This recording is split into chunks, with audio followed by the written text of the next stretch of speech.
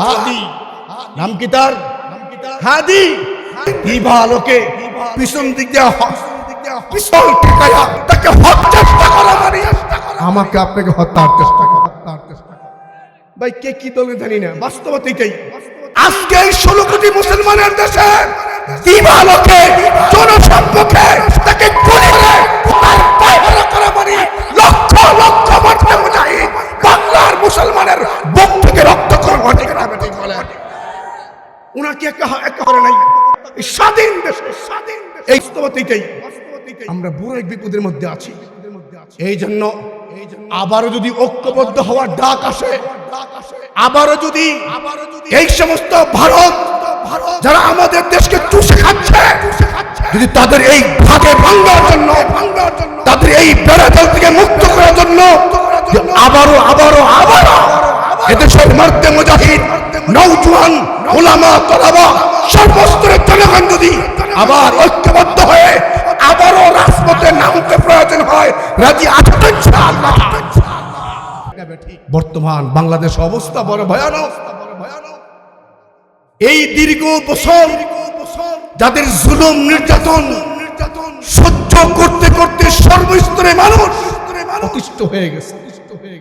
সেই অতিষ্ঠর হাত থেকে এদেশের বাংলার নওজোয়ান মর্দে মুজাহিদ, এই দেশের যুব সমাজ, ছাত্র জনতা, আলেম ওলামা একসাথে মিলে জুলাইয়ের যে অবদান রেখেছে, জুলাইয়ের যে গণ অভ্যুত্থান করে যেই জুলুমের হাত থেকে আমাকে আপনাকে মুক্ত করেছে, ভারতের বেড়া জাল থেকে, ভারতের শিকল থেকে আমাদেরকে বন্দী করেছে, আমার বন্দী থেকে আমাদেরকে মুক্ত করেছে, সেই মুক্তির জাল থেকে যেই সকল মর্দে মুজাহিদ, যেই সকল নওজোয়ান জুলাই যোদ্ধারা সর্বদিক দিয়ে সর্ব অবস্থায় ভূমিকা রেখেছে, এর মধ্যে একজন নওজোয়ান হাদি নাম কি তার?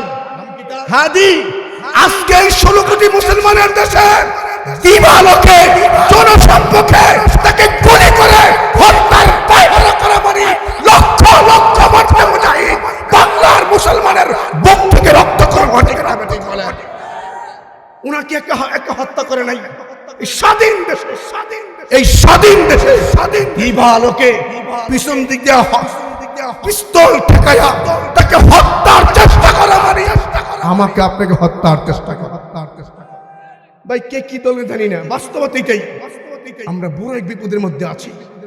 এই জন্য আবারও যদি ঐক্যবদ্ধ হওয়ার ডাক আসে, আবারও যদি এই সমস্ত ভারত যারা আমাদের দেশকে চুষে খাচ্ছে, যদি তাদের এই ভাগকে ভাঙার জন্য, তাদের এই বেড়াজাল থেকে মুক্ত করার জন্য আবারও এদেশের মর্দে মুজাহিদ, নওজোয়ান, উলামা, তলাবা, সর্বস্তরের জনগণ যদি আবার ঐক্যবদ্ধ হয়ে আবারও রাজপথে নামতে প্রয়োজন হয়, রাজি আছেন ইনশাআল্লাহ।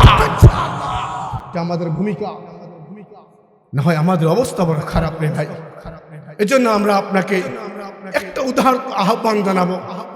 চতুর্দিকে ফিতনা আর ফিতনা, ওই ফিতনা যদি আপনি যদি নিজে বাঁচার চেষ্টা করি, বাঁচতে পারবো না। আল্লাহ এবং আল্লাহ নবীর তরিকা ছাড়া আপনি নিজের মন গড়া তরিকায় মুক্তিও পাবো না, মুক্তি তো পাবোই না। শেষ পর্যন্ত ঈমান আমল ধ্বংস করে জাহান্নামে যাওয়া ছাড়া গতি থাকবে। এজন্য আজকের এই মাহফিল থেকে সর্বশেষ মুহূর্তে ওয়াদাবদ্ধ হন, যতদিন জমিনে বাঁচি আল্লাহ এবং আল্লাহ নবীর তরিকা মেনে চলবো ইনশাআল্লাহ। সাহাবায়ে কেরাম রাদিয়াল্লাহু আজমাইন আল্লাহ নবীকে মুহাব্বত করেছেন, আল্লাহ নবীকে ভালোবেসেছেন। তাই রাসূল তার পবিত্র জবান দিয়ে বলেছেন, লা ইউমিনু আহাদুকুম হাত্তা আকুনা আহাব্বা ইলাইহি মিন ওয়ালিদিহি ওয়া ওয়ালাদিহি ওয়ান নাসি আজমাইন। আল্লাহর পয়গম্বর বলেন, তোমরা পরিপূর্ণ কামেল মুমিন হতে পারবে না যতক্ষণ পর্যন্ত আমি নবীকে তোমাদের পিতা মাতার চাইতে এসব দেন।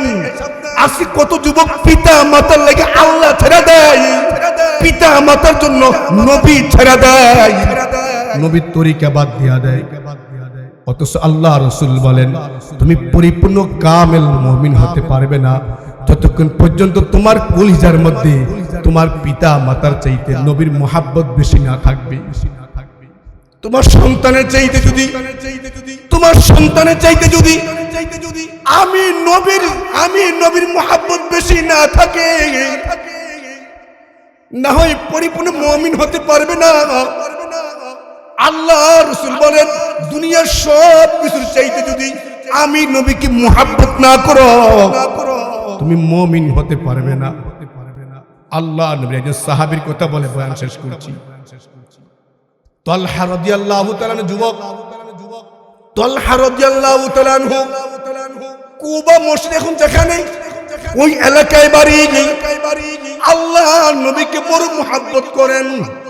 আল্লাহ নবী একদিন তালহা যুবক সাহাবীকে বলে তালহা তোমার বাবা আমারে গালি দেয়। খেয়াল করেন, রাসূল বলে তালহা তোমার বাবা আমারে গালি দেয়, তোমার বাবা আমাকে বেজ্জতি করে, তোমার বাবা আমাকে তুচ্ছ তাচ্ছিল্য করে।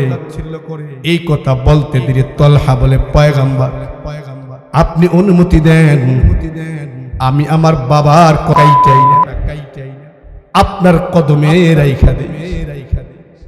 এই কথা বলতে দিলে আল্লাহর পয়গম্বর বলে তালহা যাও তোমার বাবার কয়টা আমার কদমে নিয়ে আসো। আল্লাহর নবী অনুমতি দেরি, তালহা তরবারি নিয়ে রওনা দিতে দেরি নাই, একবারে বাঘের মতো ক্ষুধার্ত বাঘের মতো রওনা।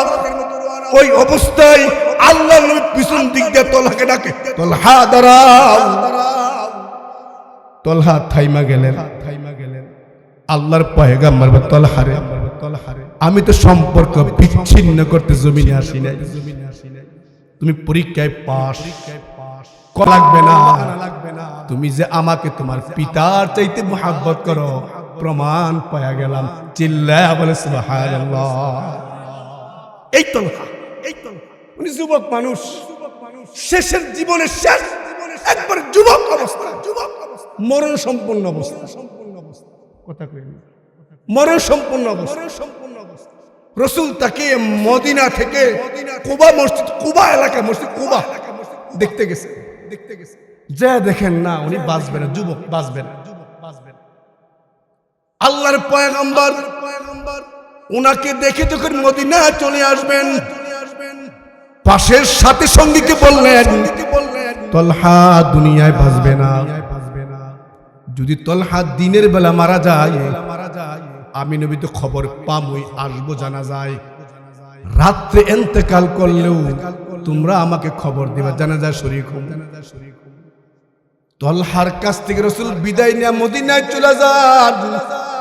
তালহা ইন্তেকাল আগ মুহূর্তে তার সাথে সঙ্গী ডাকছেন সকলকে, সবাই কাছে আসো, আমার মরজম শুরু হয়ে গেছে, আমার মৃত্যুর যন্ত্রণা শুরু,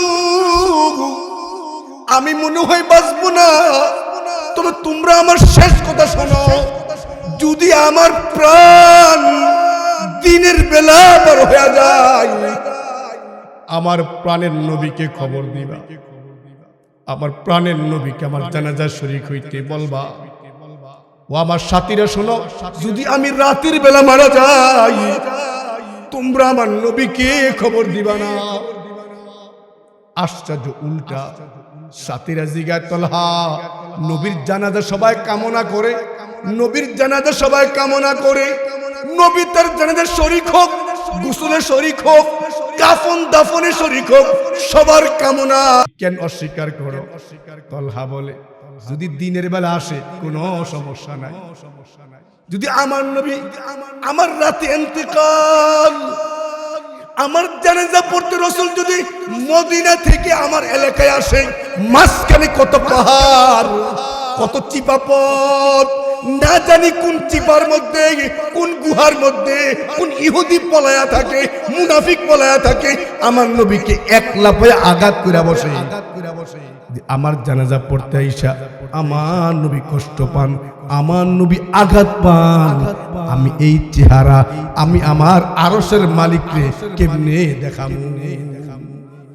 आशिक की राह में हुई जो औलिया अक्सर शहीद, आशिक की राह में हुई जो औलिया अक्सर शहीद, खंजरे तस्लीम से अपने मुझे भी कर शहीद। अल्लाहु আকবার বলেন। দেখছেন নবীর মুহাব্বত কারে কয়? যে আমার জানাজায় আসবে, এই সুযোগে বেঈমানরা নবীকে আঘাত করবে, নবী কষ্ট পাবে, সেই রবকে আমি চেহারা কেমনে দেখব? আল্লাহু আকবার বলেন।